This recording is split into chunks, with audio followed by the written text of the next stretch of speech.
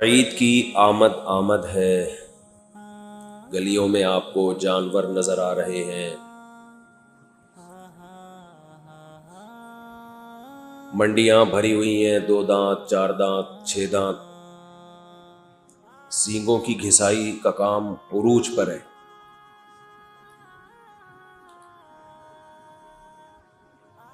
یہ ایک رونق ہے، شاعر اسلام میں سے بقرعید ہے۔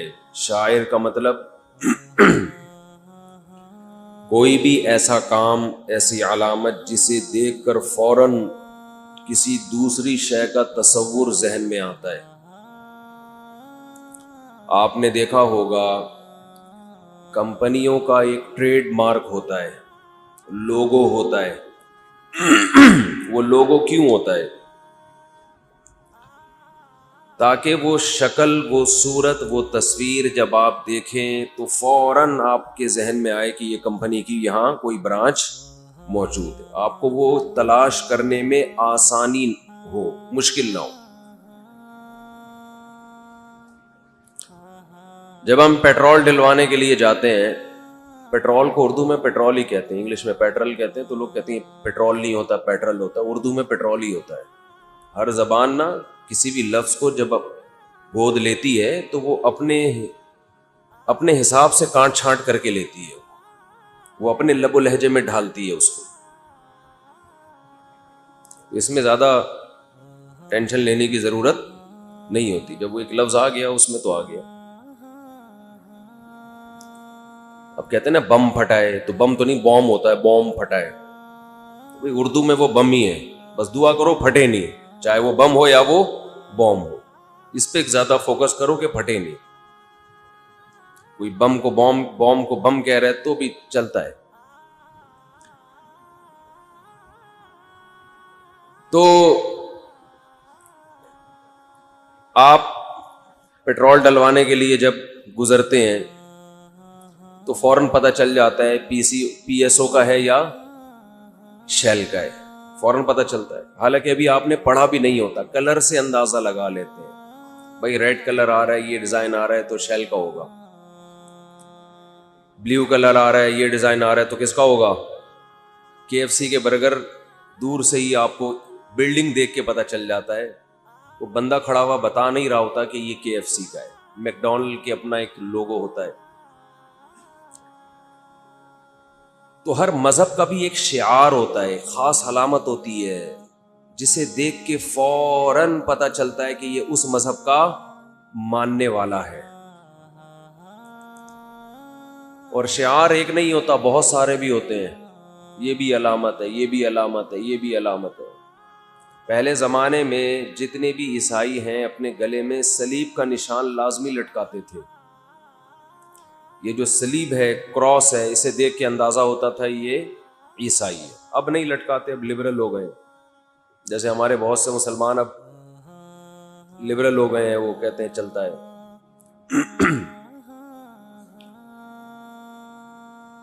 تو ایسے ہی ہر مذہب کا کوئی علامت، کوئی نشان، تو اسلام کے شعائر میں سے ایک شعیرہ، ایک شعار وہ بقرعید بھی ہے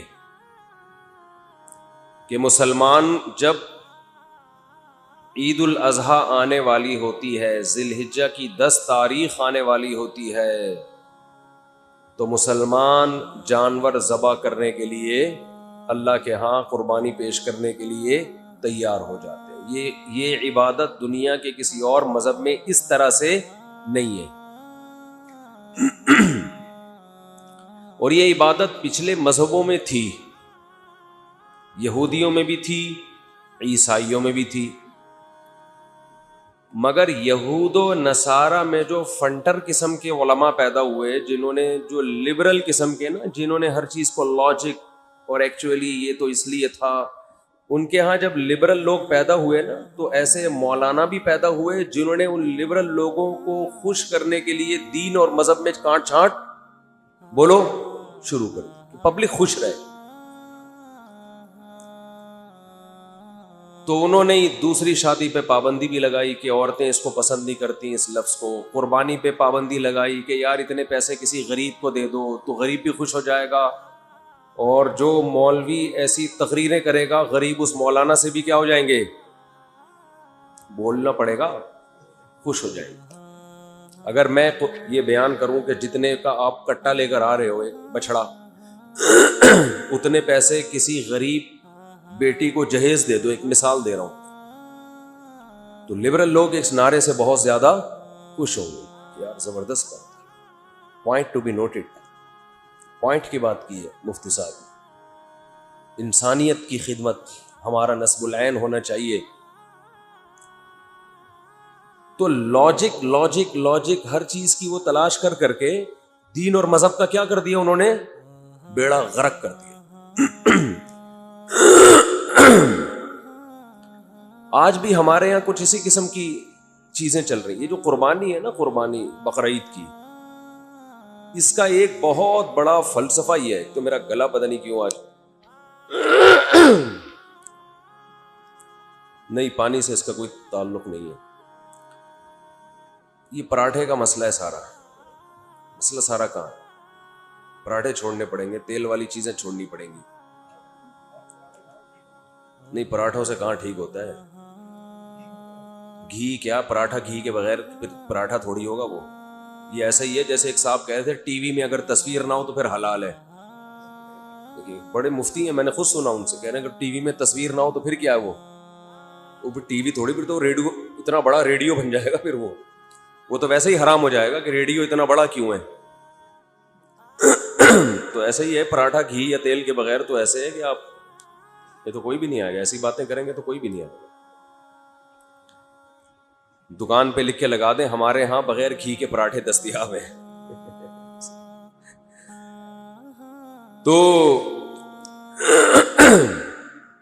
تو میں یہ عرض کر رہا تھا,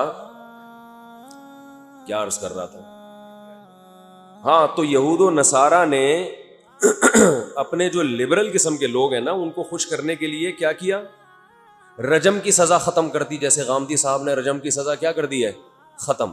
بڑی وحشیانہ سزا ہے نا. شادی شدہ مرد, شادی شدہ عورت اگر زنا کرے تو اسلام کہتا ہے کہ ان کو زمین میں گاڑ کے پتھروں سے مار کے ہلاک کر دو. اب یہ چیز انسان ذہنی طور پر اس سزا کو قبول نہیں کرتا, خاص طور پہ جس نے یہ جرم کر لیا وہ تو کبھی بھی مانے گا کہ یار یہ کیا ہو رہا ہے, ویسے ہی گردن اڑا دو بھائی اگر مارنا ہے, کیا خیال ہے. بلکہ لبرل لوگ کہیں گے کچھ بھی نہیں کرو, 50 روپے جرمانہ دے کے کیس ختم کرو. کیونکہ ان کی نظر میں یہ جرم اللہ کا جرم ہے نا, تو اللہ کے جرم کی کوئی برائی ان کے دلوں میں ہے نہیں. ان کے یہ صرف انسانوں کے حقوق جانتے ہیں, خدا کا مخلوق پر کیا حق ہے یہ ان کی ڈکشنری میں ہے ہی نہیں. تو یہود و نصارہ نے بھی یہ حرکتیں کی ہیں, اور نبی صلی اللہ علیہ وسلم نے فرمایا لَتَتَّبِعُنَّ سُنَنَ الَّذِينَ مِن قَبْلِكُمْ, میری امت بھی پچھلے لوگوں کو فالو کرے گی. یعنی اس امت میں بھی ایسے علماء پیدا ہوں گے جو وہی حرکتیں کریں گے جو کنہوں نے کی ہیں, یہود و نصارہ نے. فرق یہ ہے کہ یہود و نصارہ میں سارے غلط ہو گئے تھے, جبکہ نبی نے یہ خوشخبری دی ہے کہ میری امت گمراہی پہ جمع نہیں ہو سکتی. اس میں دونوں چیزیں چلیں گی, اہل حق بھی اور اہل باطل بھی. سارے اہل باطل نہیں ہو سکتے. اگر کوئی ایسا دین پیش کر رہا ہے جس سے یہ تصور آ رہا ہے کہ یہ سارے غلط تھے اور میں صحیح ہوں, تو اس کا مطلب یہ 100% غلط ہے, کیونکہ سارے غلط نہیں ہو سکتے. بلکہ نبی کی حدیث کا مفہوم ہے ظاہرین علی الحق, ایک جماعت حق پر غالب رہے گی. یعنی وہ چھوٹی جماعت نہیں ہوگی بلکہ بہت بڑی جماعت ہوگی. تو یہود و نصارہ نے کیا گڑبڑ کی, دوسری شادی پہ پابندی لگائی. عورتیں اس ٹاپک سے کیا ہوتی ہیں, بولو, ناراض. پہلی بیوی کے آنسو دیکھے انہوں نے ترس آتا ہے, یار اس بیچاری کا کیا قصور, انہوں نے ختم. حالانکہ ان کے مذہب میں 4 سے زیادہ کی اجازت تھی, تو انہوں نے 4 کی کو بھی نہیں رکھا. انہوں نے کہا یار یہ تو عورت بیچاری روتی ہے, سالوں کو تکلیف, سسر کو تکلیف, چھوڑا یار یہ ختم. قربانی کا فلسفہ انہوں نے کیا کر دیا کہ کیا جانور کٹ رہا ہے بھائی, تڑپ رہا ہے, ٹانگیں مار رہا ہے, خون نکل رہا ہے, یہ عجیب بھیانک والا منظر, اف, تو بہتر نہیں ہے یہ پیسے کسی مسکین کو دے دو, غریب کو دے دو, ٹرسٹ کو دے دو. تو آہستہ آہستہ نا تبدیلیاں ہوتے ہوتے ہوتے نماز روزہ بھی مارکیٹ سے کیا ہو گئے, شارٹ.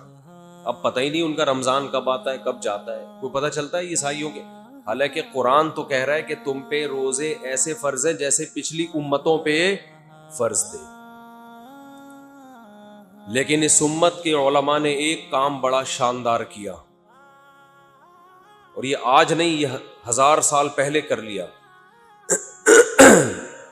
اس دین کو تحریف سے بچانے کے لیے اس امت نے یہ کام کیا کہ صدیوں پہلے فقہا نے جو ریسرچ اور تحقیق کر کے کتابوں میں لکھ دی, قرآن و سنت کی جو تحقیق, اور وہ پوری امت نے اس کو قبول کیا.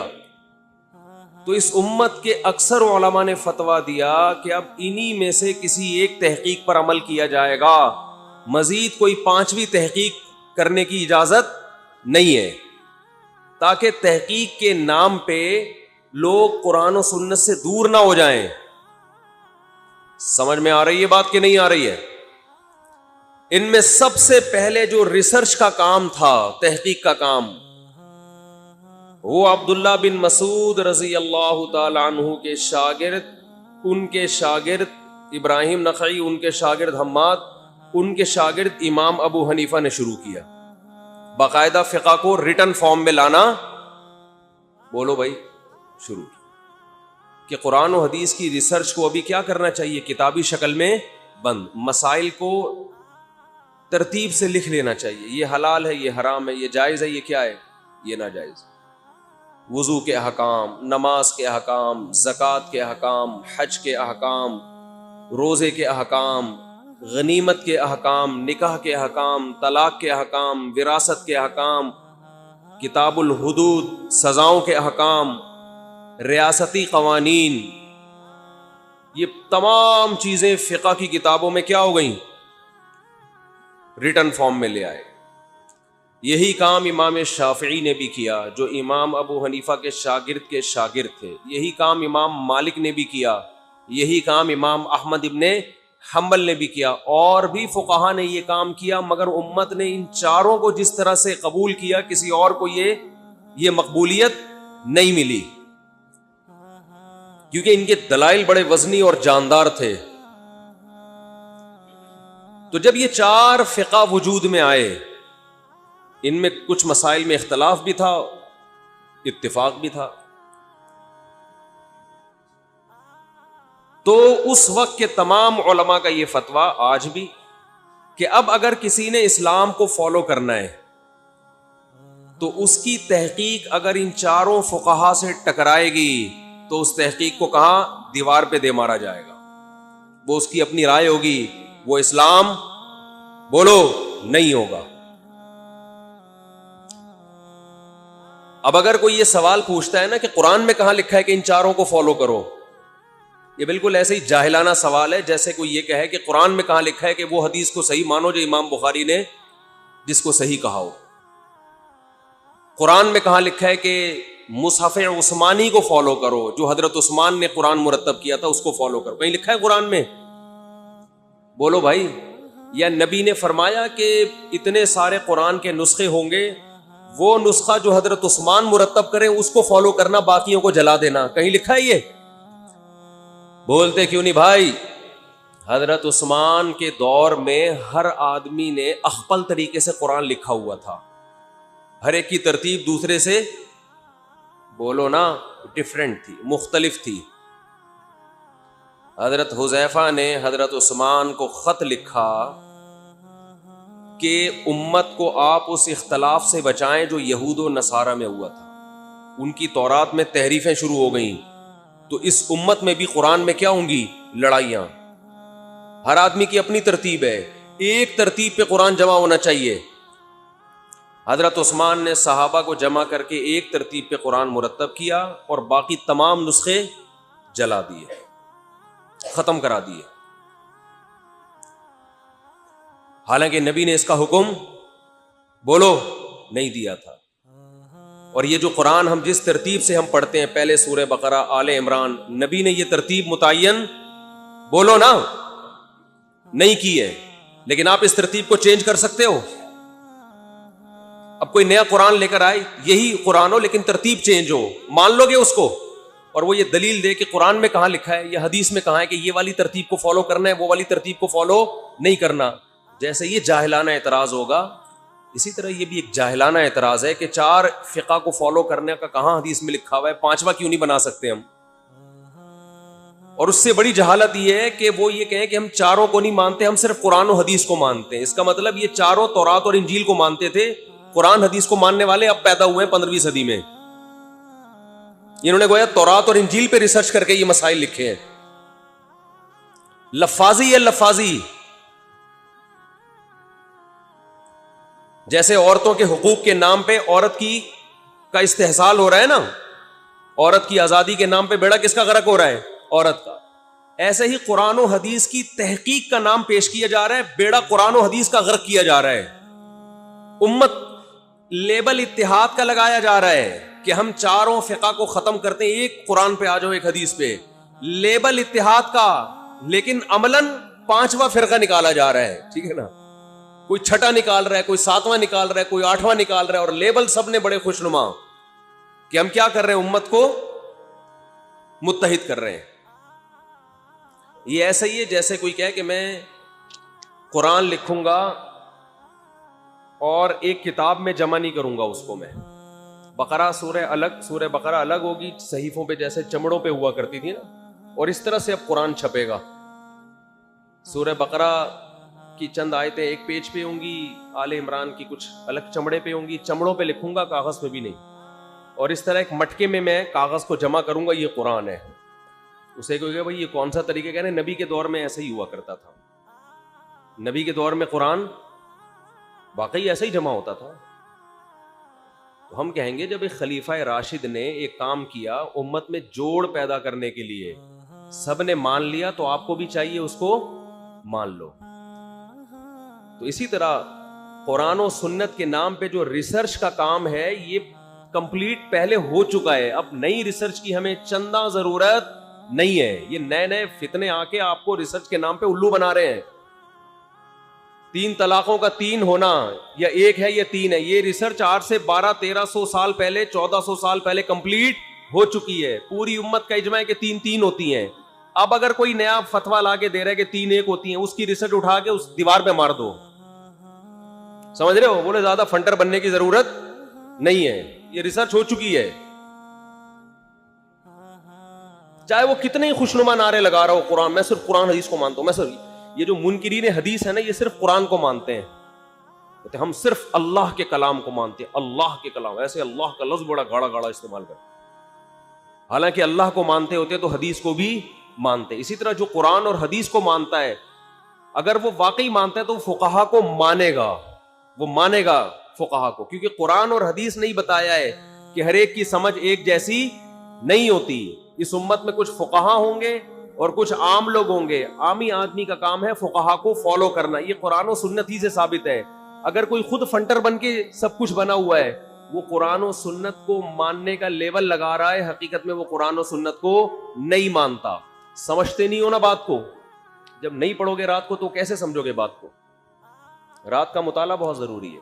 اچھا خیر، تو ہمارا یہ ٹاپک نہیں ہے، میں تو یہ بتا رہا ہوں کہ اس امت میں بہت بڑی گمراہی سے ائمہ اربعہ نے، امام ابو حنیفہ، مالک، شافعی اور احمد ابن حنبل نے، ان لوگوں نے اس امت کو بچا لیا ہے۔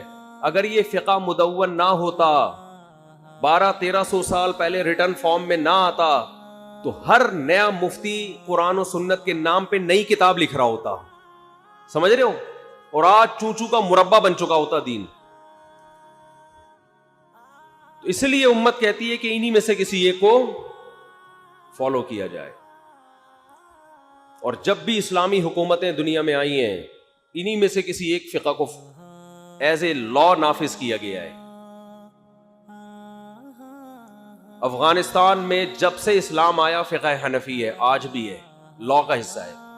خلافت عثمانیہ 700-800 سال چلی ہے، فقہ حنفی تھا۔ اس سے پہلے خلافت عباس جو تھی اس میں بھی زیادہ تر فقہ حنفی نافذ تھا۔ اندلس میں فقہ مالکیہ تھا۔ ایسا کہیں بھی نہیں ہوا کہ کوئی فقہ ہی نہ ہو، بس قرآن و حدیث پر عمل کریں گے۔ یہ پاکستان میں ہو رہا ہے کہ لا میں کوئی فقہ نہیں ہے، قرآن و سنت، کہ بھئی قرآن و سنت پہ عمل کریں گے، لیکن جس کا جب جی اٹھتا ہے قرآن و سنت کی غلط تشریح کر کے لا پاس کر کے بولو نافذ کر دے۔ خلا کا دیکھو نا، یہ جو آج کل عدالتوں میں خلا دیا جا رہا ہے، اس پہ قرآن و سنت کا لیبل لگایا ہوا ہے۔ جج وہ قرآنی آیتیں باقاعدہ پڑھ رہا ہوتا ہے، حالانکہ ان آیتوں کا وہ مفہوم کوئی بھی بیان نہیں کرتا جو مفہوم عدالت بیان کر رہی ہے، لیکن لیبل کیا لگا دیا؟ بولو قرآن و سنت۔ تو جب ایک فقہ کے پابند نہیں ہوتے نا تو پھر یہ ہوتا ہے، سمجھتے ہو؟ تو یہ اللہ کا بڑا فضل ہے کہ اسلامی قانون صدیوں پہلے ریٹن فارم میں آ گیا۔ فقہا نے بتا دیا کہ بقرعید میں قربانی کا مطلب قربانی ہی ہے، کچھ اور اس کا مطلب بولو نہیں ہے۔ چاروں فقہ میں، فقہ حنفی میں بھی، مالکی میں بھی، شافعی میں بھی، حنبلی میں بھی، فقہا نے واضح طور پہ لکھ دیا کہ اگر آپ بقرعید کے دنوں میں اللہ کا تقرب، اللہ کا قرب حاصل کرنا چاہتے ہیں تو آپ کو جانور کی گردن بولو کاٹنی پڑے گی۔ اس امت نے اسلامی قانون کی حفاظت کی اور دین میں تحریف کے دروازوں سے روک لیا۔ اب قربانی کا مطلب کیا ہے؟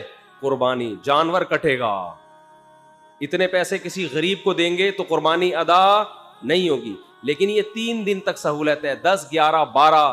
چوتھے دن جانور کاٹنا عبادت نہیں ہے، 5ویں دن جانور کاٹنا عبادت نہیں۔ اس لیے میں بار بار کہتا ہوں صدقے کے بکرے کا اسلام میں کوئی تصور نہیں ہے۔ جانور کاٹنا ان 3 دنوں میں عبادت ہے، حتیٰ کہ فقہا نے لکھا ہے ان 3 دن میں قربانی نہیں کر سکے، چوتھے دن جانور ملا، آپ کو گم ہو گیا تھا، اب اسے کاٹو نہیں۔ اب قربانی کا ٹائم کیا ہو گیا؟ ختم، اب وہ جانور پورا صدقہ کر دو، اگر کاٹ دیا تو گوشت صدقہ کر دو اس کا، لیکن اب کاٹنا کوئی عبادت نہیں ہے، اب وہ قربانی نہیں کہلائے گی، اب صدقہ کرنا پڑے گا۔ سمجھ رہے ہو کہ نہیں سمجھ رہے؟ اب صدقہ کرنا پڑے گا آپ کو۔ تو صدقہ عام دنوں میں عبادت ہے، 3 دن گزر جائیں صدقات و خیرات، اس میں جانور کاٹنا عبادت نہیں۔ اور ان 3 دنوں میں نبی صلی اللہ علیہ وسلم نے فرمایا اللہ کو جانور کا خون بہانے سے زیادہ کوئی عمل محبوب نہیں ہے۔ تو اس لیے قربانی خوش دلی کے ساتھ کیا کریں، اور یہ لبرل لوگوں کی باتوں میں نہ آیا کریں، اتنا موٹا کٹا اٹھا کے لے آئے، یہ پیسے کسی غریب کو دینے کے لیے پورا سال ہے۔ اور اللہ کا شکر ہے جو قربانی خوش دلی سے کرتے ہیں وہ غریبوں کی مدد بھی خوش دلی سے کرتے ہیں، اور جو قربانی پہ اعتراضات کر رہے ہیں نا ان کی آپ انکوائری کریں گے، پورے سال کسی غریب کی مدد کی ان کو توفیق نہیں ملی۔ جس کا دل یہاں بڑا ہے وہاں بھی اسی کا دل بڑا ہوتا ہے، جو یہاں اتنا بڑا کٹا لے کر آ رہا ہے اس کا مطلب کنجوس نہیں ہے، بڑا دل ہے، اللہ کو خوش کرنے کے لیے اچھا جانور ذبح کر رہا ہے، اس کا مطلب یہ اللہ کو خوش کرنے کے لیے غریبوں کی مدد بھی یہ اچھے طریقے سے کرے گا، کیونکہ دونوں میں اللہ کی رضا مقصد ہے۔ تو اللہ نے گنجائش دی ہے، اچھا جانور لائیں، شو بازی نہیں ہونی چاہیے، دکان پکوڑوں کی باتیں کروڑوں کی، پیسے ہیں نہیں، قرضے لے کے اتنا بڑا بیل لے آئے کہ محلے والے بولے ماشاءاللہ، اس کے بعد وہی کٹائے، باقی پورے سال پھر گھر میں تانے۔ قرآن نے کیا کہہ رہا ہے کہ نہ اتنے کنجوس بنو کہ ہاتھ گردن سے باندھ لو، نہ اتنا ہاتھ پھیلاؤ کہ کل دوسروں سے بھیک مانگنی پڑے، تو اپنی چادر دیکھ کر پاؤں پھیلائیں، ہر ایک کی چادر دوسرے سے مختلف۔ لوگ کہتے ہیں 20 لاکھ کا بیل کاٹ دیا، کتنا اسراف ہے۔ میں کہتا ہوں بھائی اس کی 1 کروڑ 2 کروڑ روپے اس کی آمدن ہے، اس کے لیے 20 لاکھ 20 روپے کے برابر ہے، تو ایک نارمل آدمی کے لیے 20 لاکھ اسراف ہوگا، ایک کروڑ پتی کے لیے 20 لاکھ اسراف نہیں ہوگا۔ تو اسراف کی ڈیفینیشن ہر ایک کے لیے ایک جیسی نہیں ہے۔ لوگ کہتے ہیں نا ولیمے میں اتنا کھلا دیا اسراف ہے، بھائی غریب آدمی ولیمے میں زیادہ کھلائے گا اسراف ہے، کروڑ پتی ولیمے میں کم کھلائے گا تو کنجوسی ہے۔ تو اسراف ہر ایک کے حق میں الگ ڈیفینیشن ہے اس کی، سمجھتے ہو بات کو؟ تو اس لیے نہ دیکھا کرو 20 لاکھ 40 لاکھ، اس کا ہیڈ ہے بھائی، آپ کو اللہ نے جتنی حیثیت دی آپ اس حساب سے کر لو۔ زیادہ آمدن نہیں ہے، ایک گائے میں حصہ ڈال دو، اور گائے بھی ایسی ہو جس میں سوچنا پڑ رہا ہو کہ اس میں حصہ ہے کہ بھی نہیں ہے۔ ایک دفعہ میں گائے لے آیا، اتنی چھوٹی سی تھی کہ اس میں 7 حصے تھے نا، تو ایک صاحب مجھے کہہ رہے کہ اس میں 7 ہو بھی جائیں گے کہ نہیں ہو جائیں گے؟ میں نے کہا کوشش کرتے ہیں، مل گیا تھا، میں اچھا لگ رہا تھا، تو بعض دفعہ ایسا بھی ہوتا ہے, بعض دفعہ اتنا بڑا بچڑا ہوتا ہے کہ دل چاہتا ہے کہ کاش اس میں 14 حصے ہوتے. تو جیسی اللہ نے اوقات دی ہے, حیثیت دی, اس حساب سے لے کر آؤ. اپنی حیثیت کو ملحوظ رکھو اور خوش دلی کے ساتھ قربانی کیا کرو, اور جانور پہلے لے آؤ تاکہ اس کی کھلائی پلائی بھی ہو, صحیح ہے نا, اس کو نہلائی دھلائی بھی ہو, اس کے ساتھ سیلفیاں بھی ہوں, ٹھیک ہے نا, اور اس سے تھوڑی محبت بھی پیدا ہو جائے. جب محبت ہوگی تو کٹنے میں تھوڑا غم زیادہ ہوگا, اس میں قربانی کا عنصر بھی تھوڑا زیادہ ہے. مجھے یاد ہے بچپن میں ہمارے والد صاحب نے مجھے 3 مہینے پہلے ایک دمبا خرید کے دے دیا تھا قربانی کے لیے. اس دمبے کو میں روزانہ لے جاتا, اس کی سیوا کرتا, اس کو کھلاتا پلاتا, مستنڈا بنا دیا. مجھے اچھی طرح یاد ہے جس دن وہ کٹ رہا تھا میں اس کے سامنے نہیں تھا, میرے آنکھوں سے آنسو نکل رہے تھے اور میں گھر سے باہر چلا. تو یہ قربانی کا عنصر اس میں زیادہ ہے کہ نہیں ہے, کیونکہ وہ مجھ سے بہت مانوس ہو گیا تھا. لیکن اللہ نے اس میں جانوروں پہ بھی رحم کیا ہے. ہندو کہہ سکتا ہے اتنا پیارا جانور جو اتنا مانوس تھا کیوں کاٹ دیا, نہیں کاٹتے تو اب ویسے ہی بڈھا ہو کے مر چکا ہوتا اب تک. ہندوستان میں ان گایوں کا حال دیکھو جن کو نہیں کاٹتے, بڈھی ہو کے پڑی رہتی ہیں, بھوک پیاس سے مرتی ہیں. تو اللہ نے ان جانوروں پہ بھی رحم کیا ہے. کٹنا ان کے لیے بھی فائدہ مند ہے, ورنہ ان کو کوئی اتنا پروٹوکول دے گا نہیں. ان کی خوراکیں بہت ہیں. انسان جب بوڑھا ہوتا ہے اولاد پال لیتی ہے, جانور بوڑھا ہوتا ہے اس کے بچے نہیں پالتے اس کو, نہ اس کو انسان پالتا ہے نہ بچے پالتے ہیں. انڈیا میں جو گایوں کو ماں بنایا ہوا ہے نا انہوں نے, ذرا آپ یوٹیوب پہ ڈاکومنٹریز دیکھیں, وہ ان کی مائیں جو جن کو گائے کو ماں کہتے ہیں, یہ گائے کس طرح بھوک اور پیاس سے تڑپ تڑپ کے مرتی ہیں, یہ سمجھتے ہو؟ تو اس لیے ان کے حق میں بھی بہتر ہے کاٹ کے کھا جاؤ, یہ ان کے لیے بھی مفید ہے. اللہ تعالیٰ سمجھنے کے عمل کی